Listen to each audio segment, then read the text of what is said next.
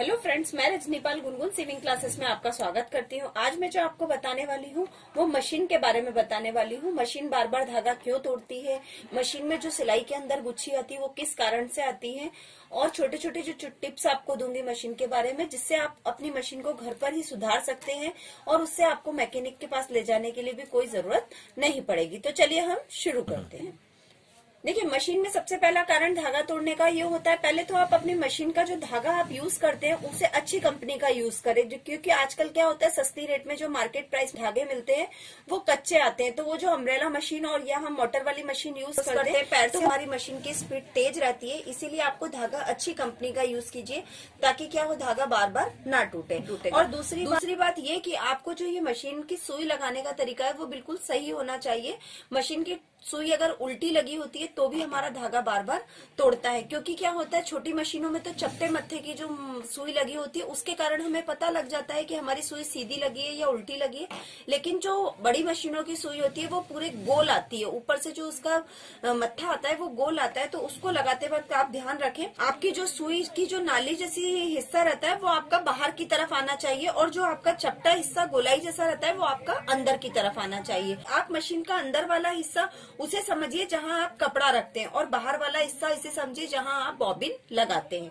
दोनों हिस्सों को समझिए। देखिए, तीसरा कारण होता है मशीन की बॉबिन में धागा आपका ऐसा भरा होना चाहिए, ना तो ज्यादा टाइट भरा होना चाहिए ना ज्यादा ढीला भरा होना चाहिए। अगर ज्यादा ढीला भरा होगा तो आपकी जो सिलाई है वो गुच्छी देने लग जाएगी, और अगर ज्यादा टाइट भरा होगा तो आपका सुई बार बार धागा तोड़ेगी। तो आप इन चीजों का ध्यान रखिए, ना तो आपका धागा ढीला होना चाहिए और ना ज्यादा टाइट होना चाहिए।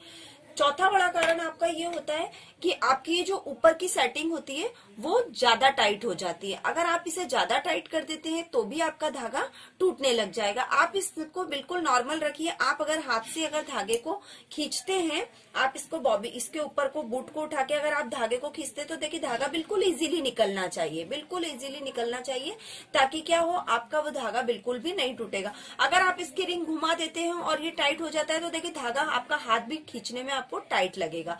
तो आप इसे नॉर्मल रखिए।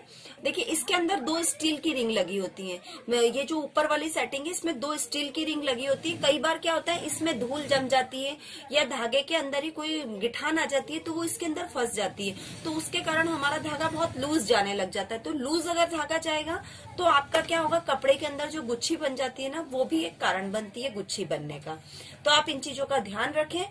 और पांचवा एक लास्ट बड़ा कारण ये होता है कि जो आपकी ये दांती होती है, आप मशीन की दांती समझते हैं, ये जो नीचे दांती हमारी जिगजैग प्लेट लगी होती है, इस जिगजैग प्लेट में क्या होता है, रोज हम जब सिलाई करते हैं तो बारीक बारीक धागा, कपड़े के धूल, डस्ट इसके अंदर जमा होते चले जाते हैं। ये जमा 1 दिन या 2 दिन में नहीं होते। आप लगातार जब सिलाई करेंगे, आपकी वर्किंग ज्यादा देगी मशीन, तो इसमें धूल के कण धीरे धीरे जमा होने लग जाते हैं।